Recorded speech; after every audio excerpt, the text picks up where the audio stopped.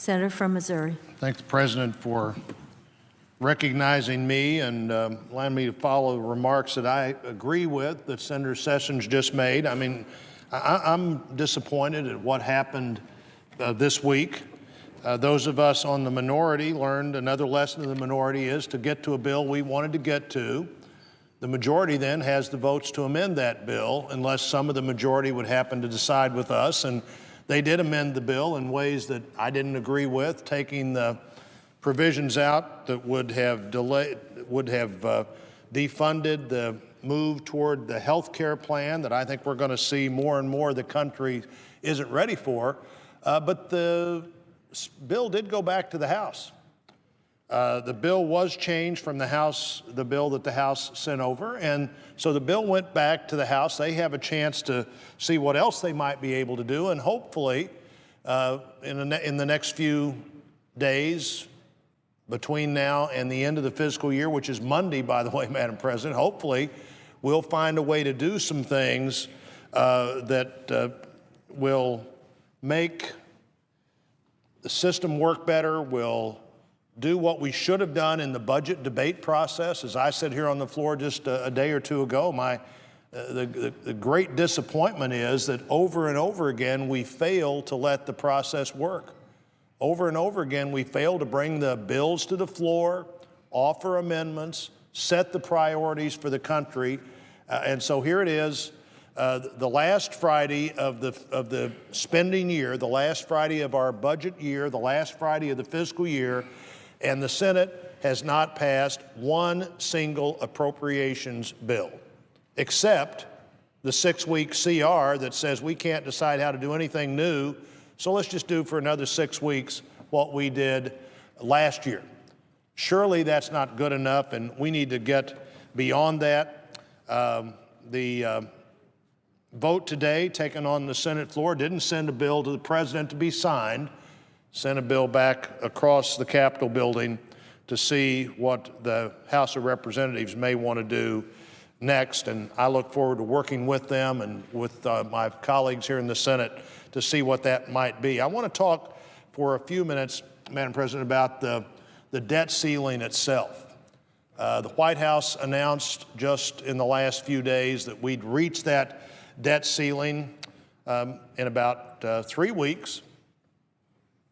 That number always seems to me to be pretty much a number that can be worked with. It's not like the end of the fiscal year, but it is a date that the Secretary of Treasury said we need to look at.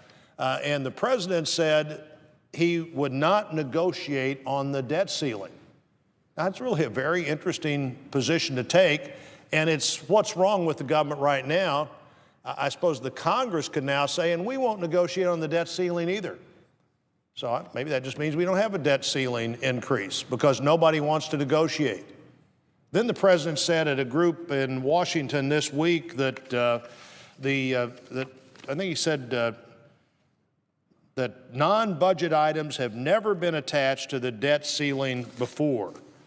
And so I'm going to include at the end of my remarks an article from the Washington Post of just a few days ago by Glenn Kessler, who actually looks at that. Is that really accurate? Is what the President said accurate? We've never done this before, that this is totally new, that this is a new demand that no Congress has ever made before, except, by the way, the Budget Control Act 2.5 years ago that the President signed, and a few other things that have happened.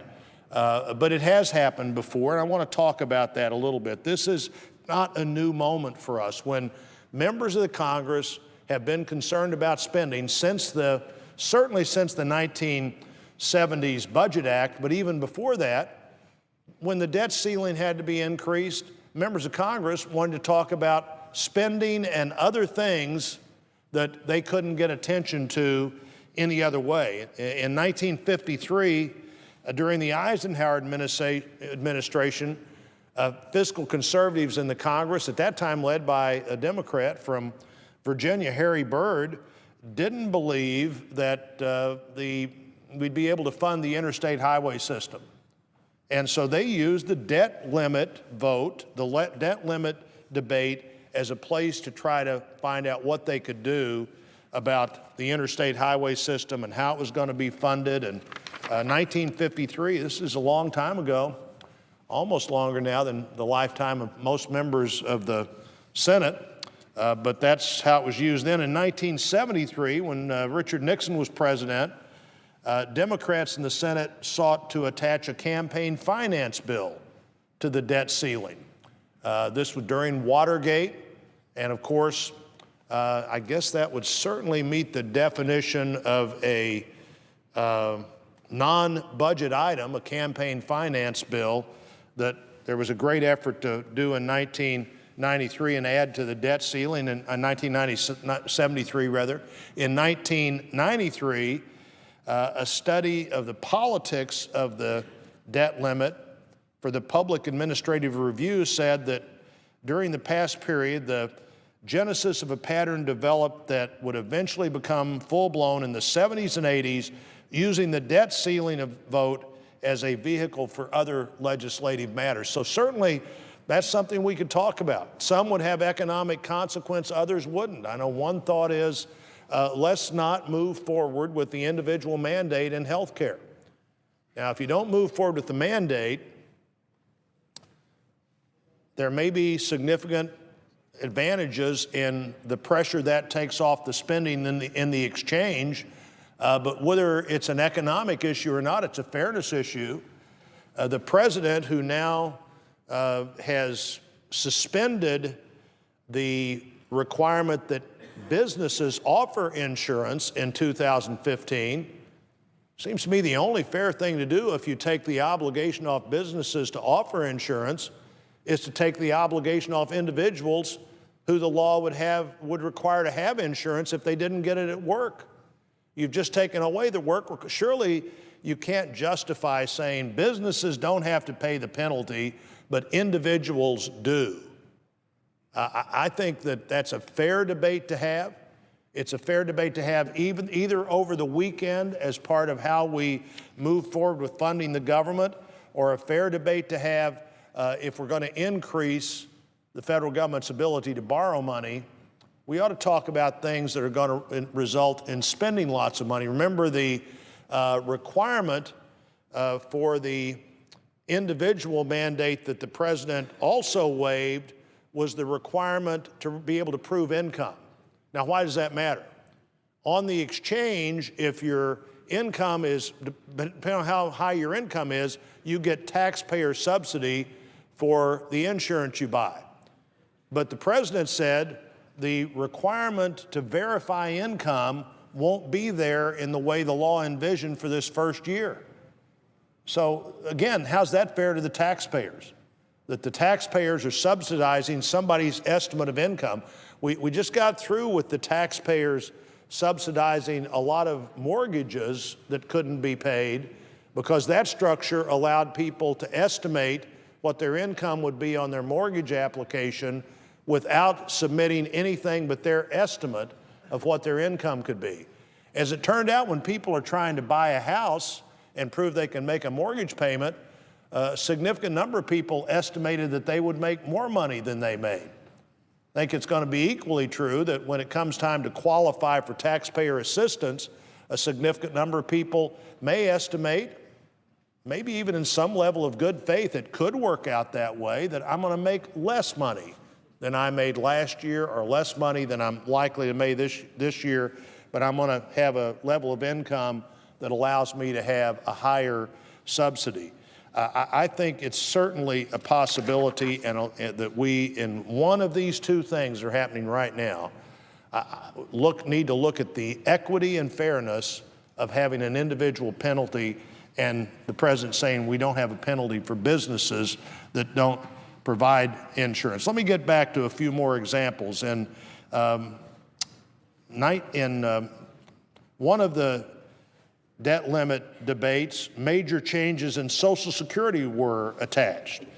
An amendment in one of the debates was to end the bombing in Cambodia. 25 amendments that were non-germane to spending were in this discussion between 1978 and 1987. the president maybe is proving here more than anything else that you better be very careful when you say something has never happened, particularly if it's happened over and over again, and particularly if you think that somehow as president you can decide that the future of the country is non-debatable, that you can decide that how high the debt limit is non-debatable. Whatever the Secretary of the Treasury says, that's what we need. And what would the president say about that? He'd say, well, that's because we've already obligated this money.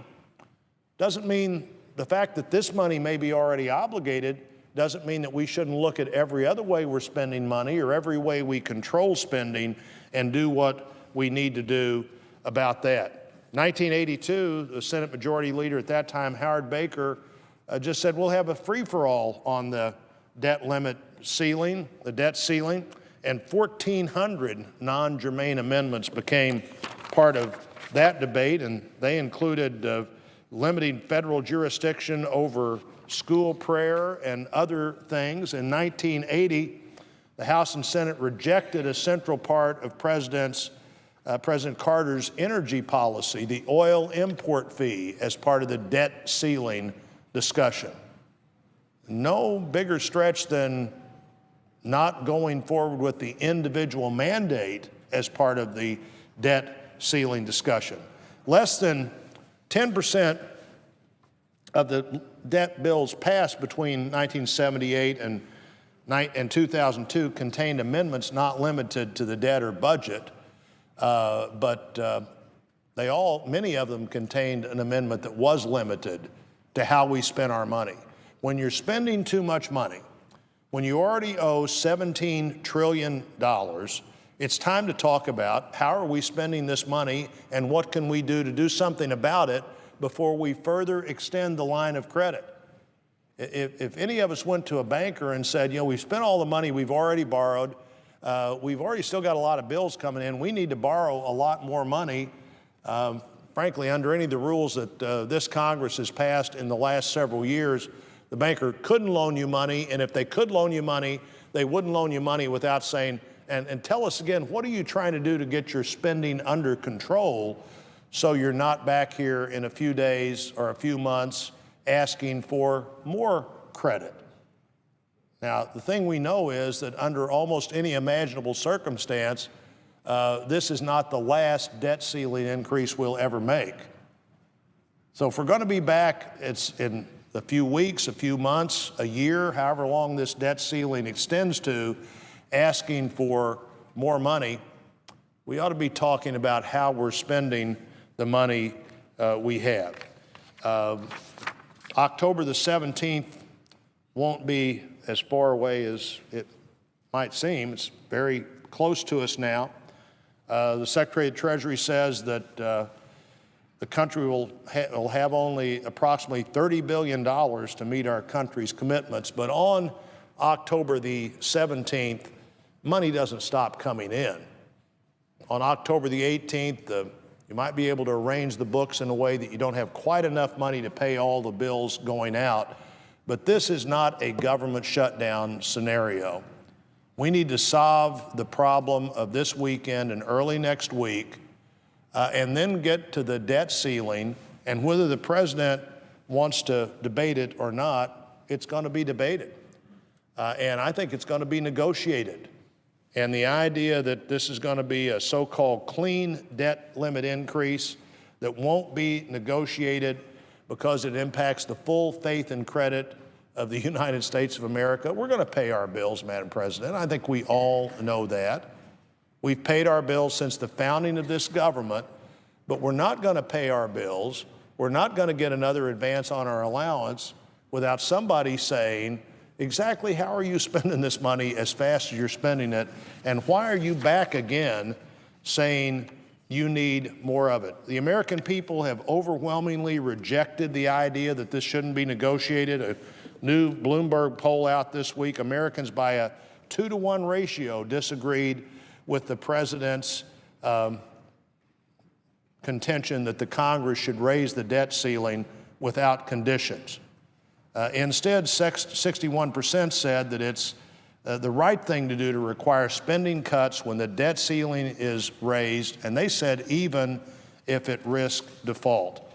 The American people want us to fight, as we have this week, to try to, and will continue to try to defund a health care system that won't work, but they also want us to fight to be sure that the money we're spending that we get from taxpayers, the money that we obligate future generations to, the bills that we are building up for somebody else to pay, have the kind of debate, the kind of negotiation, the kind of important view of the future that they deserve to have. And I would urge the President and the Majority Leader of the Senate to sit down with the House and others and try to work this out as soon as we can, and just understand, frankly, that whether you want to negotiate or not doesn't really matter. There's nowhere in the Constitution that says when we owe more money than we pay, the President can decide whether there's going to be a discussion or not. That is not how this system works. It's not how it's going to work over the next 2 weeks or the next month or whatever it takes to resolve the debt limit. And hopefully we'll all be working hard over the next 2 days to do whatever it takes to keep the government of the United States of America working on October the 1st. Just because we have failed for the entire year to do the work that the Senate is supposed to do doesn't mean we can continue to fail in a way that punishes the American people by not having a government that's functioning on the first day of the spending year. And with that, Madam President, I notice the absence of a quorum.